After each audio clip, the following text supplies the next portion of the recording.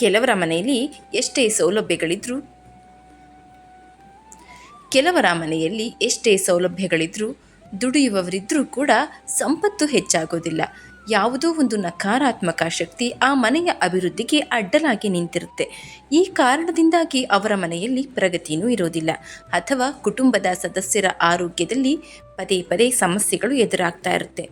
ಆ ಮನೆಯ ಯಾವುದೋ ಓರ್ವ ವ್ಯಕ್ತಿ ಗಂಭೀರವಾದ ಆರೋಗ್ಯದ ಸಮಸ್ಯೆಯಿಂದ ಬಳಲ್ತಾ ಇರ್ತಾನೆ.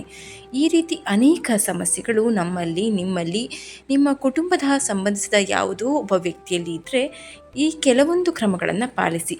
ಈ ತಂತ್ರಶಾಸ್ತ್ರದ ಪರಿಹಾರಗಳು ನಿಮ್ಮ ಸಮಸ್ಯೆಗಳನ್ನು ದೂರಾಗುತ್ತೆ. ಹೌದು ಸ್ನೇಹಿತರೆ, ಯಾವ ಮನೆಯಲ್ಲಿ ನಕಾರಾತ್ಮಕ ಶಕ್ತಿ ನೆಲೆಸಿರುತ್ತವೋ ಆ ಮನೆಯಲ್ಲಿ ಪದೇ ಪದೇ ಆರೋಗ್ಯದ ಸಮಸ್ಯೆಗಳು, ಹಣಕಾಸಿನ ಸಮಸ್ಯೆಗಳು, ಮನೆಯಲ್ಲಿ ಅಭಿವೃದ್ಧಿಯಾಗದೇ ಇರುವುದು, ಹೀಗೆ ನಾನಾ ರೀತಿಯ ಸಮಸ್ಯೆಗಳು ಒಂದರ ಮೇಲೊಂದು ಬರುತ್ತಲೇ ಇರುತ್ತದೆ. ನಕಾರಾತ್ಮಕ ಶಕ್ತಿಗಳಿಂದ ಮುಕ್ತಿಯನ್ನು ಪಡೆಯೋದಾದರೂ ಹೇಗೆ? ನಕಾರಾತ್ಮಕ ಶಕ್ತಿಗಳನ್ನು ದೂರಾಗಿಸಿಕೊಳ್ಳುವುದು ಹೇಗೆ? ಈ ಸರಳ ಉಪಾಯಗಳೇ ನಕಾರಾತ್ಮಕ ಶಕ್ತಿಯನ್ನು ನಿಮ್ಮ ಮನೆಯಿಂದ ಒಡೆದೋಡಿಸುತ್ತೆ.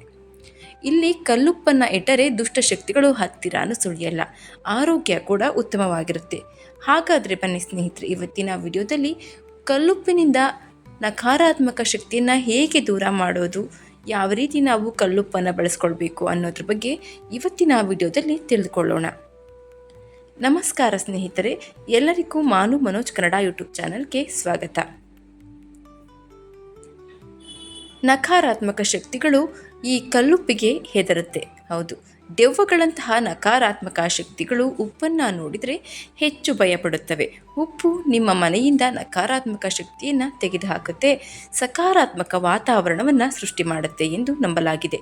ಆದ್ದರಿಂದ ಇಡೀ ಉಪ್ಪನ್ನು ಮನೆಯ ಪ್ರತಿಯೊಂದು ಮೂಲೆಯಲ್ಲಿಯೂ ಕಾಗದ ಅಥವಾ ಬಟ್ಟೆಯಲ್ಲಿ ಕಟ್ಟಿಕೊಂಡು ಪ್ರತಿ ಮೂಲೆಯಲ್ಲಿಯೂ ಉಪ್ಪನ್ನು ಇಡಬೇಕು. ಆದರೆ ಪ್ರತಿ ವಾರ ಕೂಡ ಈ ಉಪ್ಪನ್ನು ಬದಲಾಯಿಸಲೇಬೇಕು. ಇದನ್ನು ಎಂದಿಗೂ ಮರೆಯಬೇಡಿ.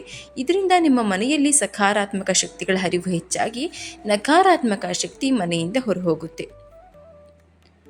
ಇನ್ನು ಕೆಲವೊಂದು ತಂತ್ರಶಾಸ್ತ್ರದ ಪ್ರಕಾರ ನಕಾರಾತ್ಮಕ ಶಕ್ತಿಯನ್ನು ಹೊಂದಿರುವಂತಹ ಜನ ಲವಂಗ, ರಕ್ತ ಶ್ರೀಗಂಧ, ಗೋರೋಚನ, ಕೇಸರಿ, ಸಮುದ್ರ ಸೋಕ, ಬಿಳಿ ಹಕ್ಕಿ, ಕಸ್ತೂರಿ, ನಾಗಕೇಸರಿ ಮತ್ತು ಕರಡಿ ಕೂದಲು ಹಾಗೂ ಸೂಜಿ ಇದನ್ನು ಯಂತ್ರವನ್ನಾಗಿ ಮಾಡಿಕೊಂಡು ಕುತ್ತಿಗೆಯಲ್ಲಿ ಧರಿಸಬೇಕು. ಹೀಗೆ ನೀವು ಮಂಗಳವಾರ ಅಥವಾ ಶನಿವಾರ ಮಾತ್ರ ಮಾಡಬೇಕು. ಇದರಿಂದ ನಿಮ್ಮ ಮೇಲೆ ನಕಾರಾತ್ಮಕ ಶಕ್ತಿಗಳ ಪ್ರಭಾವ ಏನಾದರೂ ಹೆಚ್ಚಾಗಿದ್ದರೆ ಖಂಡಿತ ಆದಷ್ಟು ಬೇಗ ಕಡಿಮೆಯಾಗುತ್ತೆ. ಇನ್ನು ಮನೆಯ ಕೆಲವೊಂದು ಸ್ಥಳದ ಬಗ್ಗೆ ವಿಶೇಷ ಕಾಳಜಿಯನ್ನು ನೀವು ವಹಿಸಬೇಕಾಗುತ್ತೆ.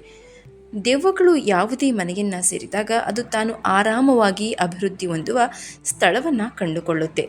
ಸ್ನಾನದ ಮನೆ ಹಾಗೂ ಶೌಚಾಲಯ ಅದಕ್ಕೆ ಅತ್ಯುತ್ತಮವಾದ ಸ್ಥಳಗಳು. ಸ್ನಾನಗೃಹದಲ್ಲಿನ ಕತ್ತಲೆ ಮತ್ತು ಹೊಲಸಿನಿಂದಾಗಿ ನಕಾರಾತ್ಮಕ ಶಕ್ತಿಗಳು ಅದರಲ್ಲಿ ತಮ್ಮ ಆಶ್ರಯವನ್ನು ಮಾಡಿಕೊಳ್ಳುತ್ತೆ. ಆದ್ದರಿಂದ ಸ್ನೇಹಿತರೆ, ಸ್ನಾನಗೃಹದ ಮನೆಯಲ್ಲಿ ಗಾಜಿನ ಜಾರ್ನಲ್ಲಿ ಅಥವಾ ಒಂದು ಗಾಜಿನ ಬಟ್ಟಲಿನಲ್ಲಿ ಸಮುದ್ರದ ಉಪ್ಪನ್ನು ಹಾಕಿಡಬೇಕು.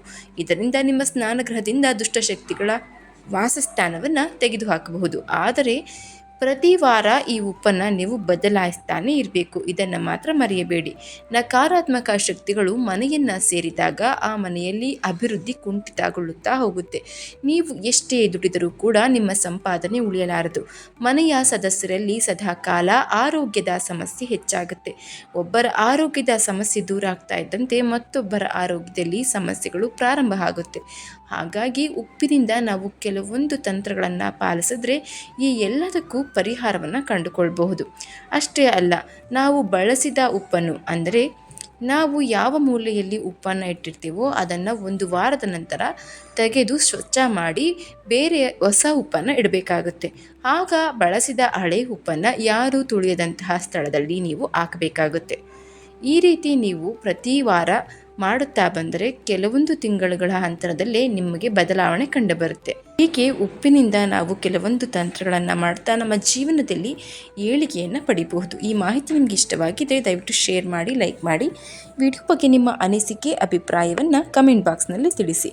ಚಾನಲ್ನ ಸಬ್ಸ್ಕ್ರೈಬ್ ಮಾಡ್ಕೊಂಡೆ ನೋಡ್ತಾ ಇದ್ದರೆ ದಯವಿಟ್ಟು ಸಬ್ಸ್ಕ್ರೈಬ್ ಮಾಡಿಕೊಂಡು ನೋಡಿ. ಪಕ್ಕದಲ್ಲೇ ಇರುವಂತಹ ಬೆಲ್ ಬಟನನ್ನು ಒತ್ತಿ. ಧನ್ಯವಾದಗಳು.